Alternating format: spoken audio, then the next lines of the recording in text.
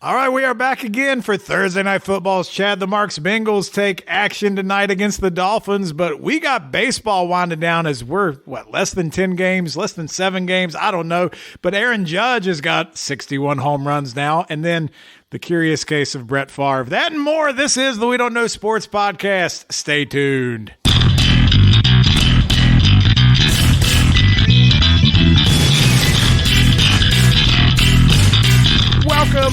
Welcome back once again to the We Don't Know Sports Podcast. This is Chadthemark with Mr. Brown and Canadian. Whoa, wait a minute, not Canadian Big. Turbo Tommy. Hey, I would be surprised. No, I'd actually accept you not to remember your name, but you are filling in for some literal big shoes and a big groove in that seat down there. How's your comfort level sitting in Biggie's chair there, Turbo Tommy? I'm reaching. It's a long reach. How long has it been, Mr. Brown? It's been a week, 2 weeks, months? All I know is that I think the last time I seen him, I don't remember seeing him. Let's put it It's that been way. 84 years. Yeah, you probably don't. Yeah. No, that's neither here nor there, so we'll just move on. That was a good night, though, at the end of the day. But anyway, we're glad to have you, Tommy. Canadian Biggie is off doing fatherly duties and watching He might football. make a guest appearance later. Yeah, we're hoping we get him in time for our Stonecold lead pipe locks of the week because he needs to be here because he had a winning record last week, and you know he's the only one of us ranked in the top 100 nationally. So we're trying to put some respect back on the name of We Don't Know Sports, but it's a marathon, not a sprint. So we'll get there. So we got that later in the show. As always, we're going to talk a little bit about Brett Favre just to kind of circle back on that because a lot of people are outraged that nobody's talking about it. So we'll talk about why that might be the case. But Mr. Brown, our resident baseball guy, and as a reminder, everyone, don't forget to check out America's Pastime for Love of Baseball, where you have hundreds and hundreds of NFL, hundreds and hundreds of Major League Baseball players, former players there. You got some goodies in the mail today. Do we want to talk about that, or just I haven't announced it yet. Keep it top secret, but to 3:30 to be exact. But there are 330 former players or current players. Nice. The thing about the group, though, is if you tune in, usually on Thursdays every week, you got a chance to maybe get some goodies, some We Don't Know Sports swag, some autographs, some things like that. And we're just going to keep it on the DL right now on what came in the mail today, but it's a hot one, so make sure you stay tuned and follow that page and that group. But in the world of baseball, let's start with Mr. Aaron Judge. How excited, or should you be excited, for the fact that he got to number 61? He tied Roger Maris. Are we certain he's going to get past that? Mr. Brown, you and I for the past couple of weeks have been saying 64, 65. I think he gets 62 or 63 now. That's kind of where I'm at. What are your thoughts, and how should we view this milestone? Everyone's going to view it as the guy who did it without help, but, You mean PEDs? Yeah, there you go. Okay. And it's just funny that he's the third Yankee in the AL. All three AL records are all Yankees. Babe, Maris. What's so funny about that? Judge. It's just it's ironic, I guess.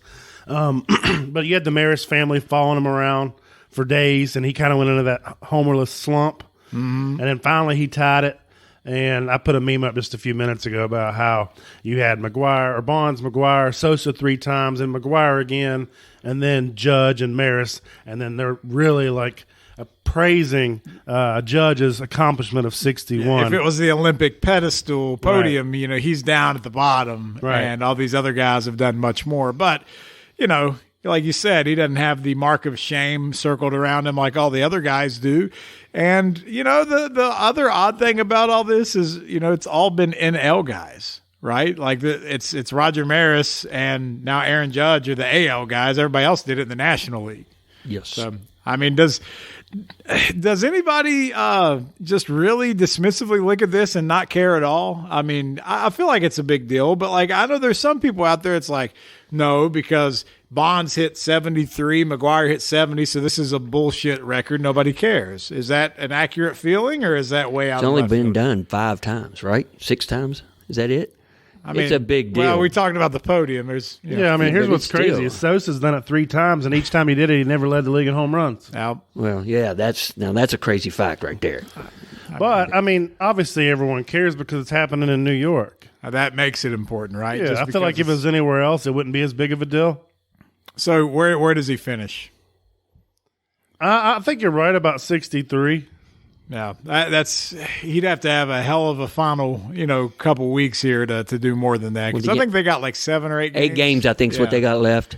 So either way, I think he passes Maris. I don't think there's any way he goes without hitting 62. But I think he's got 2 more in him. But that being said, as exciting of a story that is for baseball, sometimes the final couple weeks of the season are the most entertaining all year for obvious reasons.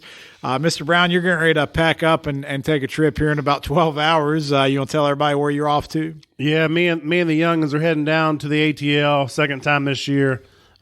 We've been tracking Hurricane Ian. That's what they take a boat. Craziness. And a poncho. Everyone was worried about would they play tonight, would they change venues, doubleheader on Sunday, but the hurricane has shifted east. It's not even hitting Savannah now. It's actually going to go straight up South Carolina. So the biggest chance of rain I have all weekend is 7%. Okay. So, ball game, ready to roll. This weather report has been brought to you by Mr. Brown's America's Pastime for the Love of Baseball once again. But anyway, thank you for checking the Doppler radar. That's so right. We're glad you're going to be safe and get to enjoy the game. But you couldn't look for any better pitching matchups this weekend because the Braves literally threw out spot starters the whole National Series to line up their rotation for this weekend. So you have Fried versus Chris Bassett on Friday. Okay. And then you have Kyle Wright versus I think it's DeGrom Saturday. The only 20-game winner versus DeGrom. It's going to be rocking. There's going to be – and when I went and got the tickets, I usually go to MLB site. These weren't cheap tickets. No, they're not. I normally sit in the outfield, and that's where I'm sitting. I'm second row in left field for both games, and they were normally like $40 seats. They were $199 a piece. a little bit increase. They were sold out quickly, and so – not Turner Field. Truist Park will be rocking. Turner Field. The stakes have been raised. It's going to be like 42K plus it's gonna standing be room packed. only. It'll be like a playoff game. Right. You've experienced the World Series there. This is going to be a similar atmosphere. Not quite as high stakes, but they're a game behind going into the series your Atlanta Braves are. So they got the potential to make up some ground. And here's the thing: both teams will probably finish the season over 100 wins. That's what. But there's only one winner. There is, and you get that bye now in the playoffs, right? Very important. You really want that, and the other thing that we were talking about is the wild card situation, and you're very close to getting 3 teams out of the NL East in there. But somehow the Brewers and the Phillies are in this dogfight. So the Padres, they're going to get the other wild card that's out there. I don't think the other 2 mathematically can really catch them. But the Phillies, I know they got a tilt with the Astros, but the Astros may not be playing for anything at that point. So I don't know if you really look at that as a daunting challenge there. So just your prediction right now, if without knowing exactly who's on the docket, the Brewers or the Phillies, who do you think's making it in? Well, considering my hate for the Phillies, I'm obviously rooting for the Brewers. Scared. I'm not scared of the Phillies. They can't even play. They play defense like a little league team. They are exceptionally bad at defense. I'm going to say the Brewers sneak in because the Phillies have allowed them to sneak in. And the Phillies have not been playing well. So, obviously, there's a reason why the Brewers have snuck in because the Phillies' poor play. Harper hasn't hit very well since he came back from injury. They've still had bullpen problems, even though they acquired David Robertson from the Cubs. And their rotation's not very good behind Nola. Yeah, I feel like Syndergaard hasn't done anything since he came over. This wasn't even a conversation like a week ago. Right. Like that's how quick things have changed. When your offensive firepower is Kyle Schwarber, you have problems. Hey, easy on old Kyle. It's not his fault he's the best they got right now. So I think the Brewers, I don't know. I feel like Craig Counsell's a very good manager, and he always finds a way to get in. Underrated manager. Correct. Especially since the Brewers at the trade deadline, not fire sale mode, but they weren't trying to play for that. They just dumped, Hader. In the middle of a pennant race. Yeah. But you got to think, they had a capable closer in the waiting. They did. And they got pieces back for Hader, thinking he wouldn't come back anyway, and it worked out because he has been a train wreck. Oh, my God. So what crystal ball did they have? Maybe this is a plan all along. It's like, go out to the Padres and suck ass, and we'll re-sign you in the offseason. Yeah, there you go. a little double agent going on. All right, so I wish Biggie would have been here so we could talk about the AL wildcard race. Everything seems to be pretty much aligned except for the fact saw the Blue Jays clinched yesterday. Correct. So you have the Mariners and the Rays, and they're within a game of each other right now. Yes. So, I mean, the Mariners, man, they seem like they can't ever take a firm stance, control of that race. They're always like a game behind of whoever, whether it was the Blue Jays they were competing against or the Rays. But how does this end? I mean, do you think it's going to be the Mariners out west, getting back to the playoffs for the first time in 68 years or however the hell long it feels like it's been? Or is it going to be the Rays who just once again find a way to get into the postseason? I clearly want to see the Mariners because they're so like – It's a feel-good story, right? And their pitching. I love their pitching. And the Rays, I feel like they get there every year and they never do anything with it. They just the team that finds a way but never – they're like the Braves of the 90s. Well, they never won one. They didn't make it to the World Series and, outthought themselves. There you go. I think it'll be the Mariners. Right now – actually, the Mariners are going to be in anyway, right? Yeah, the Mariners are they in anyway? So they're the only other team is the Orioles, and they just got eliminated. So you've got 6 teams, right? So it's locked in. Those 6 are locked in, so we're just jockeying for position. Yeah, because you got now Tampa Bay's the 5 seed and Seattle's the 6 seed. Okay, I didn't realize that Baltimore was officially eliminated. I knew they're back there, 5 games. Okay, so so we write them off. All right, so that's set. Then we'll definitely have more fun conversations next week as we get to probably look forward to some matchups and where that stuff's going to start lining out. But what's the final day of the regular season? October? It's like October 3rd. Yeah, it went into a little bit because of the pandemic. Right. The labor negotiations. Right. It's not labor negotiations. Yeah. It's COVID-19. Yeah, it's always something. But I feel like next week's show will be pretty playoff heavy. What do you think? I do, and for those of you that don't know it, the Dodgers' 107 wins is a franchise record. Yeah, and this is like the era of the Dodgers, right? Like for the past 10 years, it's a decade of dominance, except for the fact it's a decade of insufficient postseason performances time and time again. Well, let me tell you this. So the Astros have the second best run differential in baseball. Okay. At 212. Okay. No, sorry. The Yankees are 235. Astros are 212. Guess what the Dodgers is? Was it like 300 something? 322. I feel like they've just been stomping people too. Like it's not like they just win. They always clearly win. So, and I'm gonna tell you right now though, and you put it on the record. I don't like their postseason outlook right now. Kershaw's banged up again. It's their pitching again, right? Buehler is out. So Kimbrel, they don't have a closer right now. No, they don't. So to me, I got that they got 107 wins and they're in, but you're still in. You got to execute now that you're in. So I mean, the good thing for them is they did have some guys come back, like Dustin May and who is the other one that's been banged up? I can't think right now. But I mean, they Gonsolin maybe. Gonsolin. I'm telling you right now, I like the Braves and the Mets postseason pitching over the Dodgers right now. Both teams. Well, and to be honest with you, the Braves and Mets have been hotter lately. Like the Dodgers have been that model of consistency. Don't get me wrong, but my God, does anybody want to play the Braves or the Mets right now? Especially the Braves. They probably had the best. Do they have the best record since July 1st? Yeah, it's still the best. Okay, so I mean, again, like get hot at the right time. Tommy, can I get a word in edgewise here? Hey, I stand back to Mr. Brown and his baseball prowess here. He knows it. All right, we'll take a break, get you a drink, because we're going to come back and we're going to talk a little football. Is that good for you? Yeah, there we go. All right, one of the more curious stories that have been making the rounds, at least the last week or so, has been the story of Brett Favre and apparently the state of Mississippi and how they decide to use their monies for underprivileged families and things like that. I don't know. Basically, he wants your food stamps, baby. That's what it's all about. But no, so the big story is I saw all kinds of media personalities and whatnot are asking, why is this not being reported on as much? And, so here's what we know, that some people got in trouble and Brett Favre is linked to having conversations with them about using some earmarked funds to build a volleyball arena for Southern Miss, where he went to school and his daughter played volleyball there conveniently. There was some text between him and the governor is just like, we're working on it. And Favre's like, that building needs your name on it. I'm not taking no for an answer. And he's like, well, we just got to do it the right way. I'm too old to go to federal prison. Like, that was the actual text between them, right? So that being said, the lawyers for Favre is saying that he didn't know where the funds were coming from, which may or may not be true. He's only in a civil case at this point. He's not been charged criminally. But, man, I've seen everyone make comparisons to the coverage Mike Vick got or Brittany Griner got, and how come we're not giving Favre as much coverage here. But I have a couple thoughts on this. But first and foremost, I think it's safe to say that Favre might be a dirtbag for some of this. But I'll wait until the case is settled. Your thoughts initially on any of this?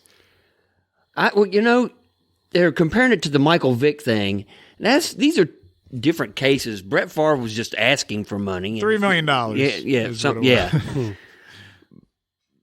I'm going on record. Can I have $3 million in welfare money too? I'll take it right now. You can only take it from the TNAF fund, which is needy families. So it's fine. They're living down in hurricane-impoverished communities, so they're not smart anyway. It's Mississippi, right? I mean, no, let's not. We're from West Virginia. We can't hate on another state. That's true.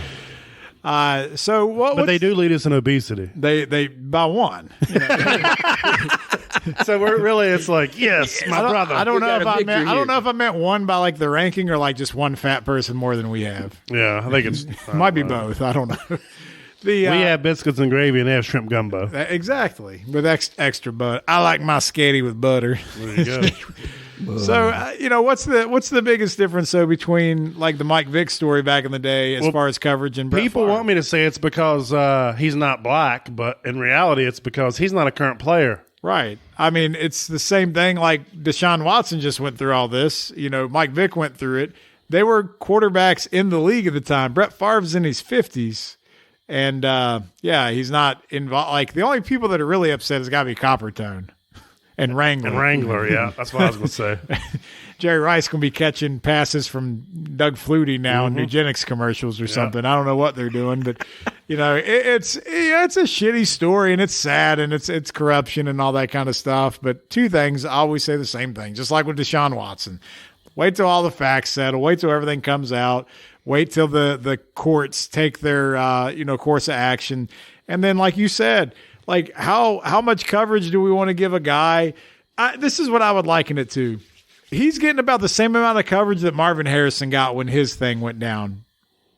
Do you even know what I'm talking about? No, I know. It was the. Do you know what I'm talking about, Turbo? I knew there was something, but I could not. So recall. Everybody needs to go Google Marvin Harrison and shooting right now because he had some car washes and he shot some people allegedly, and they found a gun and all. Nobody remembers because it didn't make the news. You know why? Because he was retired.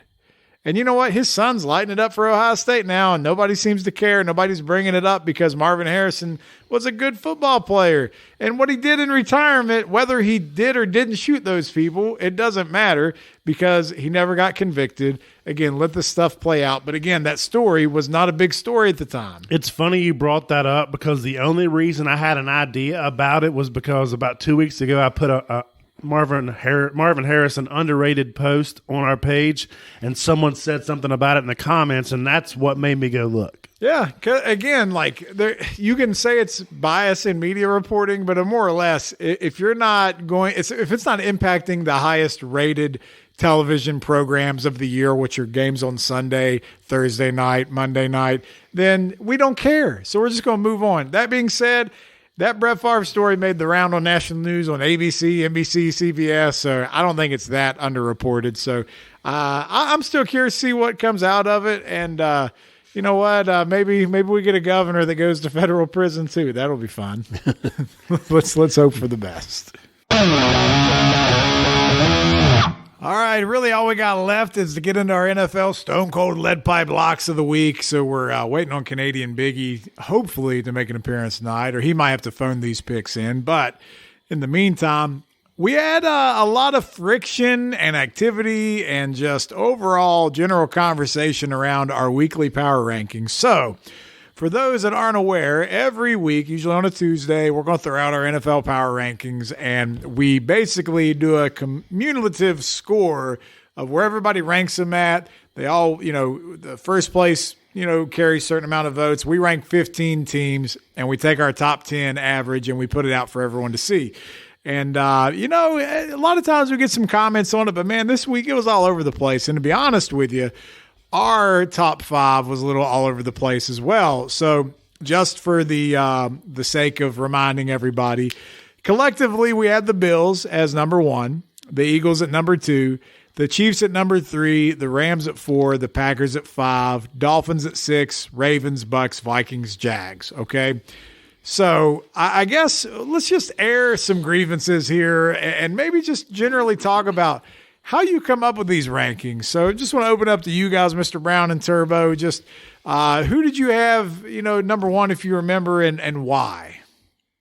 I started off with the Eagles, I believe, is who I had at number 1. But look, when I do these, I try to think of it as a season-long thing, not what happened this past week and all that. Okay, so a loss is a loss and all that. Is that like you're predicting who's going to be good at the end of the season or who's good right now? Well, I always give weight to what's going on now, but just because, the Chiefs lost last week or whatever, I'm not going to throw them out of the top 10. They're still the cream of the crop in the NFL. Same, the Eagles are proving that they're worthy, and so I'm just because it's a loss, I'm not throwing them completely out of my rankings. Okay, what about you? Mine's real simple. So we do our Stone Cold Lead Pipe locks of the week. Correct. My opinion of it is, if the Bills and Eagles played today and the Bills are the favorite, then the Bills are the better team. It's that simple. Yeah.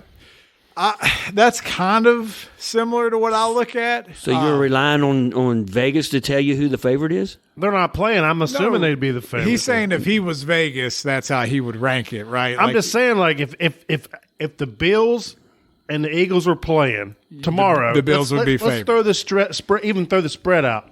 Who would you pick? Right. It would be the Bills. I'd say the majority of the people would pick the Bills. Like that specific question, I think it's just whoever's playing at home. I think it's that close between those two. I don't. Yeah, I do. It's a 3-pointer. It's just because the Eagles have whipped everybody. The Bills lost a tough game on the road, but I watched that game. The Dolphins should have won by a couple scores, and they just couldn't put it together. But, and look, that's fine. It was in Miami. When they play in Buffalo, Buffalo is going to win that game. So all that being said, like I had the Eagles as 1. Because the Eagles have taken care of business. And it's funny because now they're going to play the Jaguars this week, and the Jaguars all of a sudden seem to be like a decent test. But I think what will happen is the Eagles will just blow by them. Another team is like the Packers, right? Like the Packers have not looked good at all, but yet here they are in our top 5.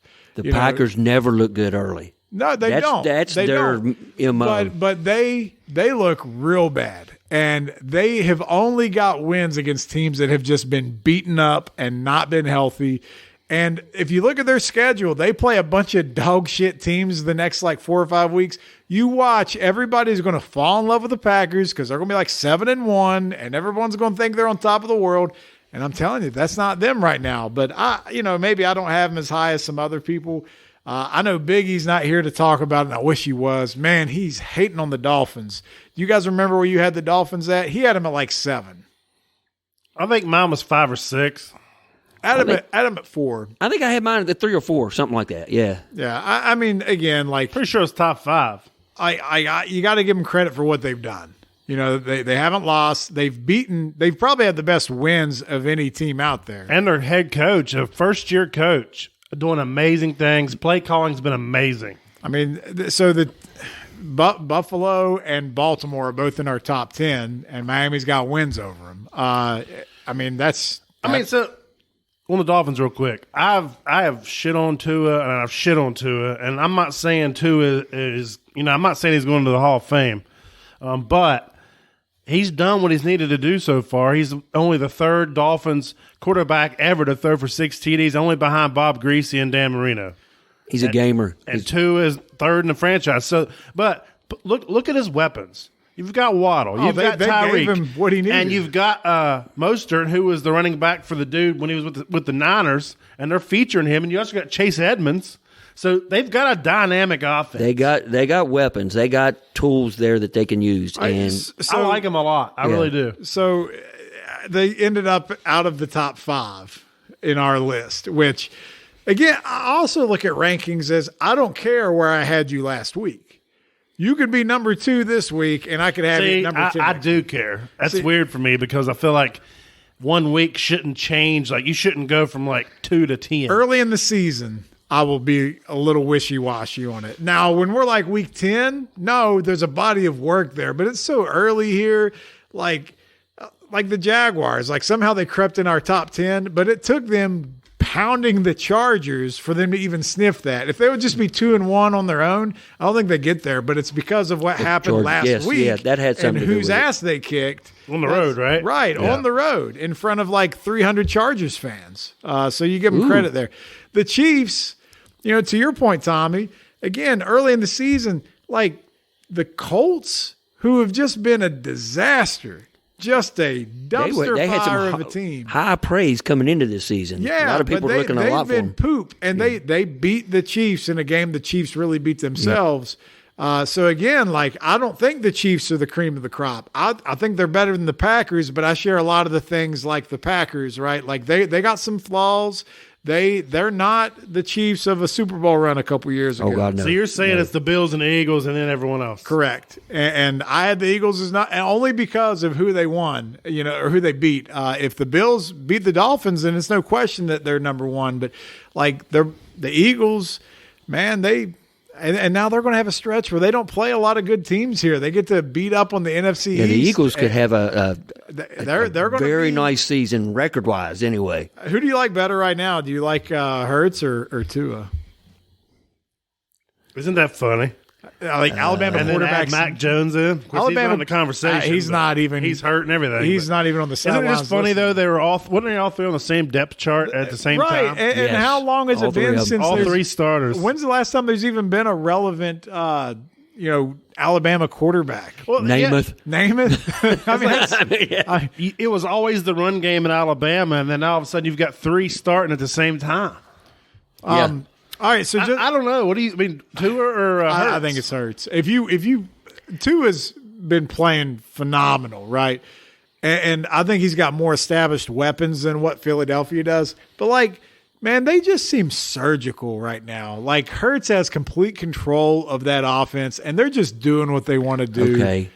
I mean, am I wrong? Hurts was let go. Hurts left Alabama for a reason for Tua. There must be something there that Tua has that us.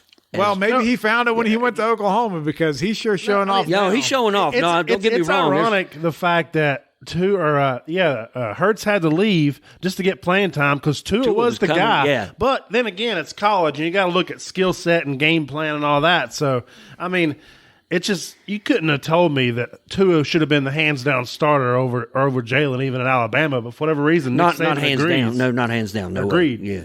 Now, I don't know. I mean, Tua's got the touchdowns going for him right now. So I mean, he's been the outlier. But my God, just that Baltimore game by itself will put him in the stratosphere when it comes to statistics. Really, Dude. So as far as pass attempts go, they're almost the same. Completion percentage is 67% for Jalen, for 71% for Tua. Yards per attempt's about equal. Touchdowns is definitely 8-4 in favor of Tua. But rushing the ball, like Tua is only credited for 4 rushing attempts for a yard. So you think about him being that mobile guy.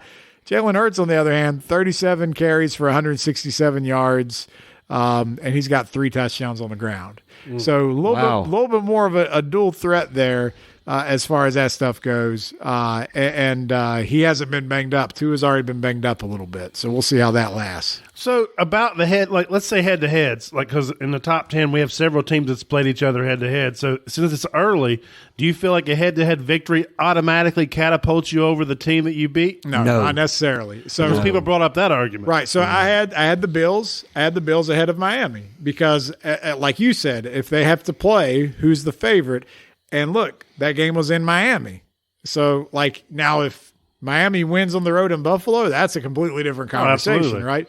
But it wasn't. It was December in Miami too.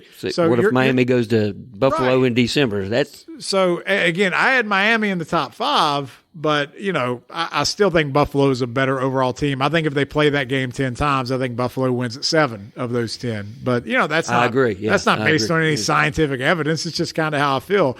The other one that we have in the top 5, I just want to hit on them real quick. I got two I want to hit on, is the Rams. So the Rams, they lost week 1, but they've taken care of business since then, but it hasn't looked pretty. They did better last week. They didn't look pretty last year early. It took a while for them to get rolling. Yeah, you're not wrong there. Yeah. So, I mean, their loss is against the Bills, which we kind of think is 1A or 1B right now. So they're up there.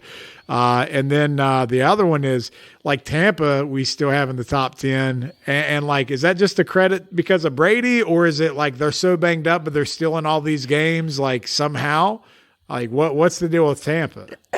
There's just this mystic thing with Brady. He just wills a team to win. They could have, I don't know, the School of the Blind out there playing, and he somehow can win with them. I give him a lot of credit. So when I'm looking at Tampa Bay, as long as Brady's healthy and going, I give him that nod. I mean, if they get some of their receivers back and they're not having to sign Cole Beasley off of waivers again, they'll be okay. The good thing for them is the rest of that division sucks.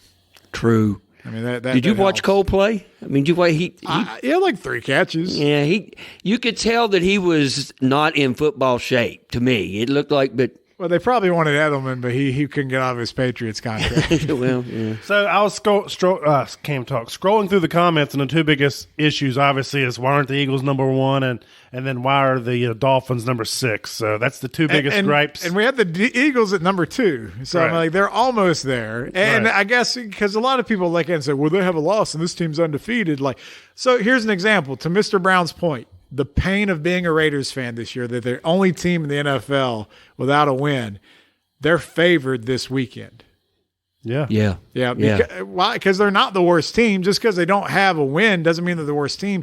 They've actually played decent teams, So, I mean, it's a crapshoot. And look, it's not scientific. It is what it is. We'll figure things out as we go. But, you bring us home, Mr. Brown. Lucas Anderson, one of our fans on the page, says Bucks being 8 is crazy. They look like butt cheeks. They do. They're buck cheeks for sure. Tampa Bay buck cheeks. And with that being said, we're going to kick over to Cincinnati and the Queen City, and Chadthemark's going to watch these Bengals because Joey Mixon just got in the end zone, baby. So we're gonna come back in a minute. Long. We're gonna see if we can get to our halftime and do our picks. We'll be back in a minute.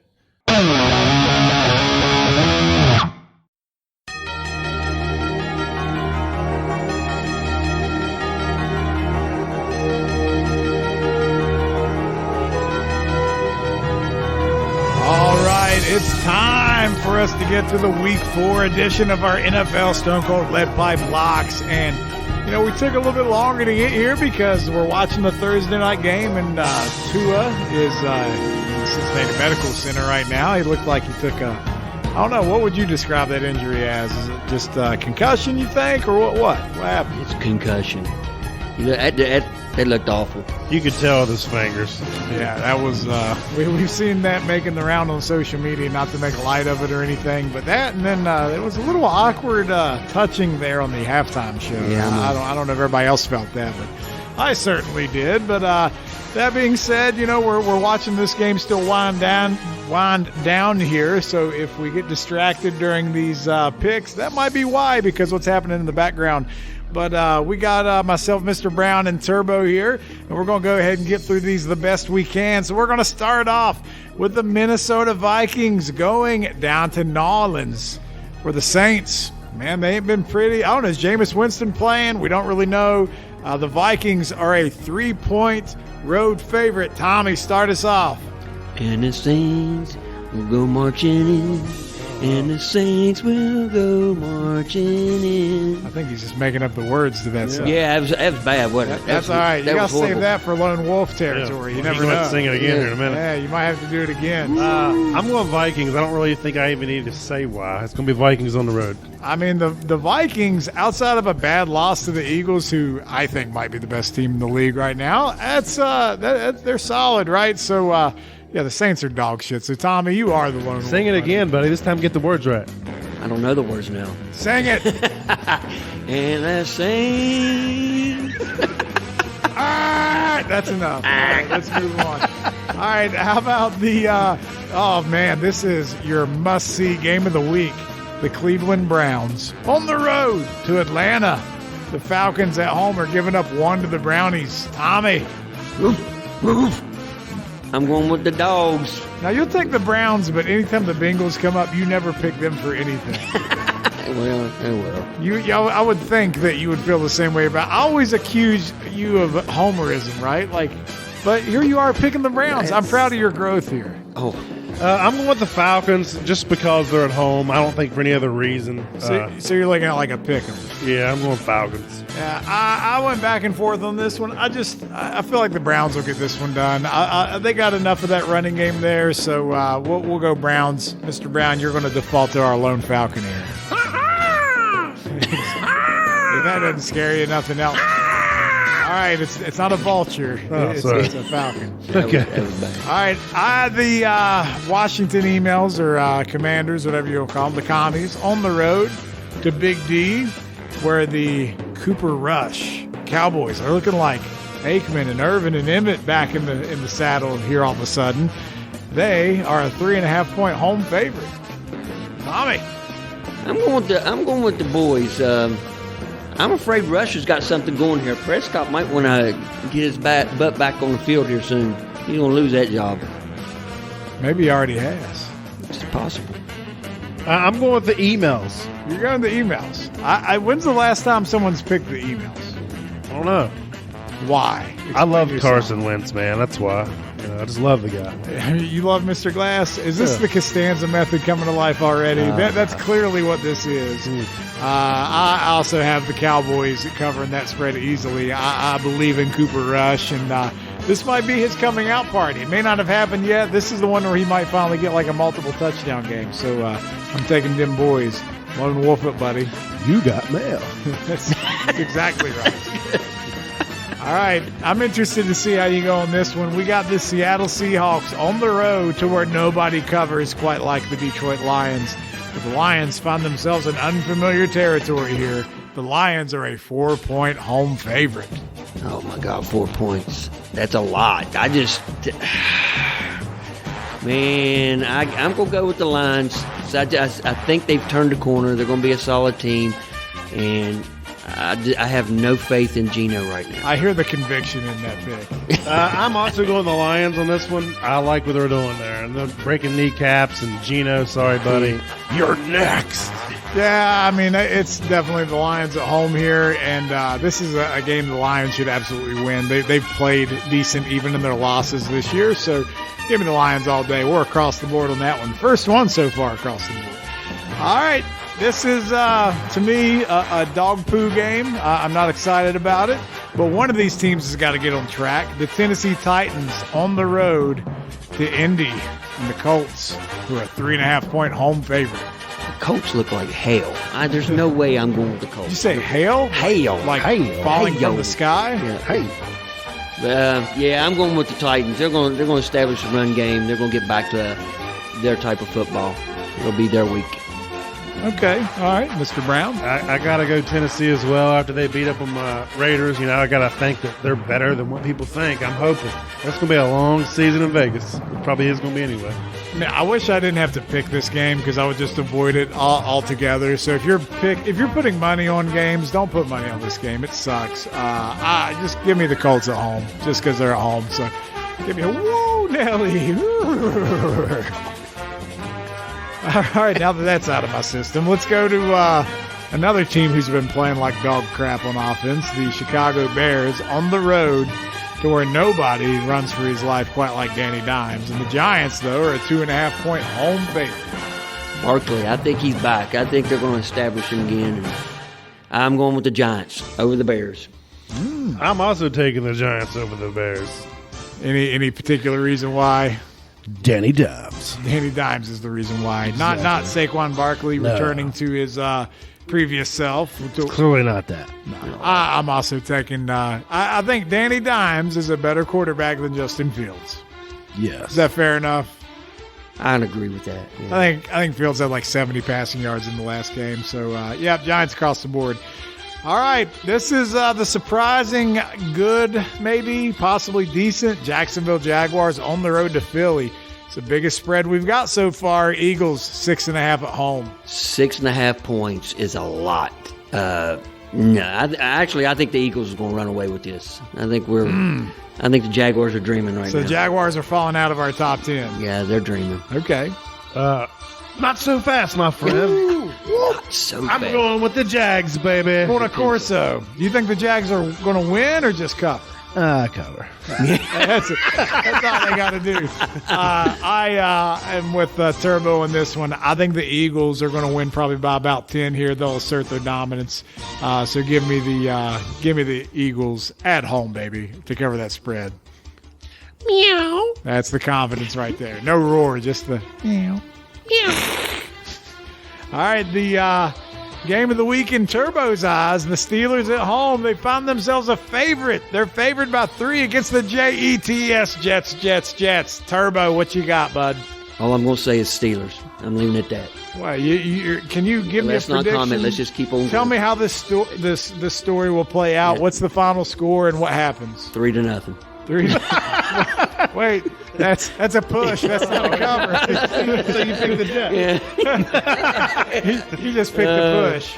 All right, enough said. Mr. Brown. I think a little bit too much nausea. He's going to get rolling. I'm not picking the Jets again as a lone wolf this week. I learned my lesson last week, so I'll go Steelers. They just can't get right against the AFC North. I also have the Steelers. It's at home. It's pretty much a pick 'em. If there's a game that'll be a push, it'll be this game since we're on this stupid 3-point spread instead of 3.5. If it was 3.5, I might take the Jets, But as it is right now, we're all across the board on the Steelers. All right, this is a huge game. This is tough. The Buffalo Bills on the road again, playing another team who's hot right now after losing to the Dolphins.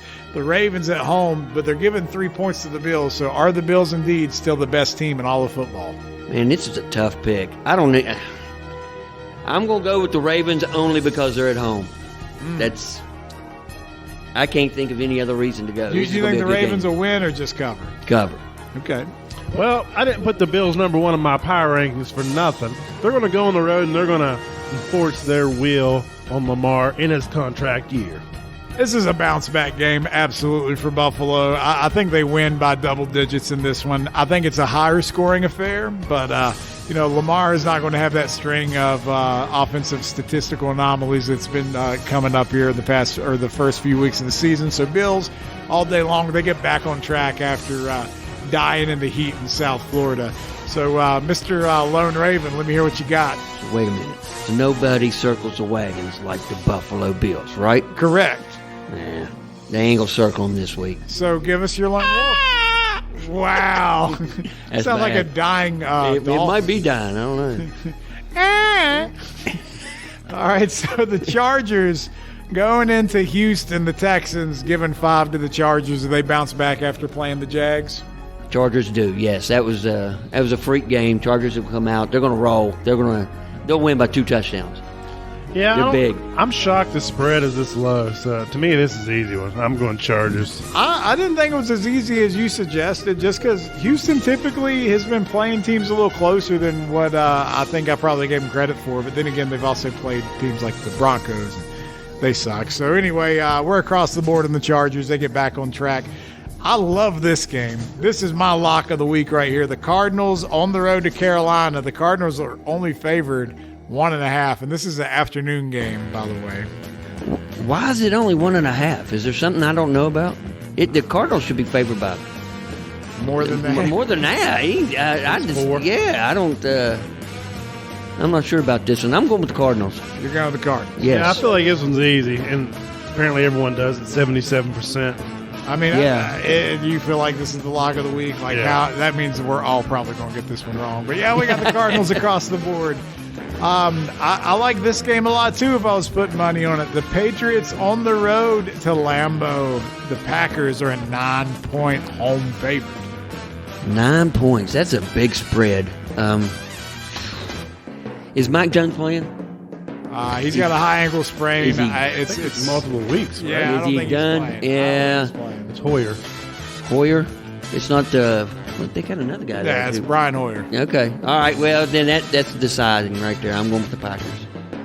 Yeah, I'm going Packers as well. If it was Mac Jones playing, I think they would have kept it within 9. Possibly, yeah. See, I am kind of thinking that it's one of these things where we were talking earlier about the Packers and that everyone's going to fall in love with them because they're going to win this game and they're going to win the next few games. But I'll be honest with you, the Packers suck, and they're not going to beat anybody by 10 points anytime soon.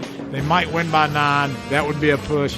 I got the Patriots covering this game. Nice. No chance in hell they actually win, but they will cover, and they'll lose by a touchdown. So they're not going to get on that plane until they see the whites of their eyes. Then they'll leave. But I don't know what else to say for the Patriots. The Bengals need to put this damn game away. All right, moving on.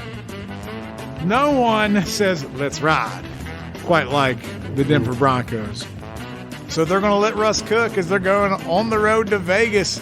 The Raiders, the only winless team in all of the land, found themselves at home a 2.5-point favorite, though. Raiders get their first win this weekend, and Russ will be riding right out of town. Let's ride. Let's ride. I had every intention of choosing the Broncos this week because I'm sick and tired of the Raiders bullshit until you showed me that damn PR video of Russ Wilson. Broncos country. What made the Broncos think that was a good idea to show that whole video? Why would you release that? Yeah, so That's right. if my team loses to Russ this week, then I'm probably going to just be a Bills fan after this. So we're Raiders across the board because we don't think Russ will cook. And let's ride.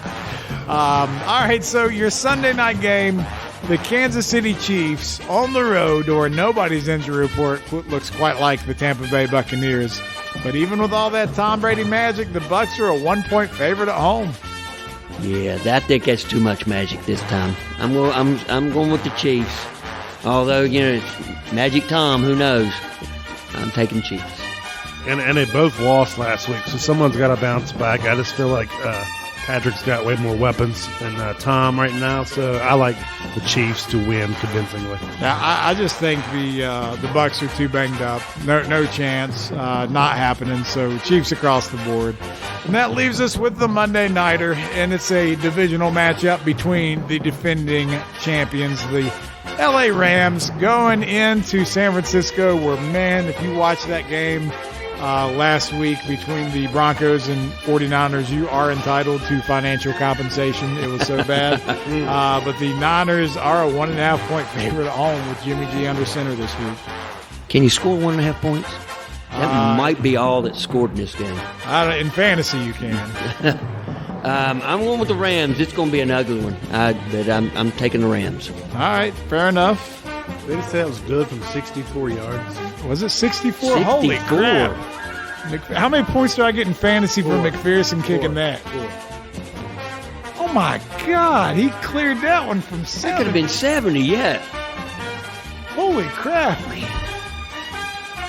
Wow. Is that tie the record? Is the record still 64? Yeah, I believe it is, yeah. That is insane. That is not an indoor kick either, and we're not in Mile High. McPherson is a fantasy-worthy option, damn it. All right, anyway, the Rams and Niners. Last year, the Rams lost both games during the regular season to the Niners, and then the Niners lost to them in the playoffs, right? That's correct. I feel like that the Rams right the ship. I know Jimmy G's – they're probably better with Jimmy G under center, obviously, but I like the Rams in this one. I think they're going to win on the road. Did you see the clip of Jimmy G where it very clearly looks like he's telling Kyle Shanahan, your plays suck? Did you see that? I saw that, yeah.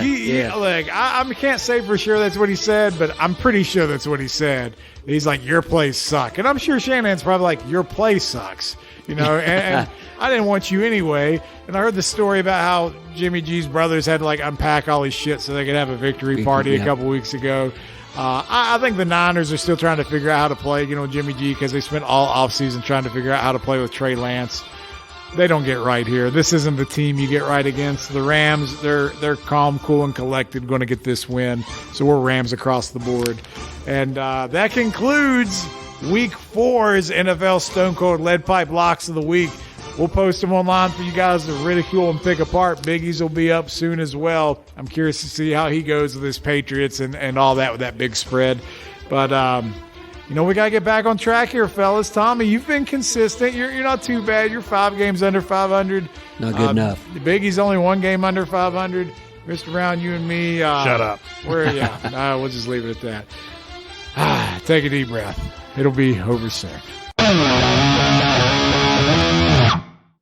All right, Mr. Brown, I hope you have a wonderful, safe, and great time with the kiddos as you head down south there. But, I wanted to throw something out there to our listeners because, we're 40-year-olds. Sometimes, our taste in pop culture is not the same as the youth of today and whatnot. But, sometimes we get lucky and you stumble across something maybe from our younger days that maybe you missed and you came across a movie.